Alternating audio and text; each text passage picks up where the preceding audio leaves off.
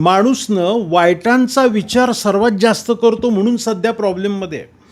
मुलीचं लग्न ठरवायचा विषय असेल, बाई ही सासरी टिकेल का, हिचा घटस्फोट तर होणार नाही आहे ना, चांगलं स्थळ मिळेल ना, हिला सासू सासरे त्रास तर नाही ना देणार, हिचा नवरा व्यसनी तर नाही ना. लग्न व्हायच्या आधीच वाईटांचा विचार असतो. त्यामुळे वाईट विचार जास्त न करता चांगले विचार करा. तुमच्या मुलांचं चांगलं होईल. गाडी नवीन घेतल्यानंतर ना गाडी धडकेल का, गाडी पंक्चर होईल का, गाडी कुणाला डॅश देईल का, असे सगळे विचार चालू असतात. निगेटिव्ह विचार बंद करून टाका.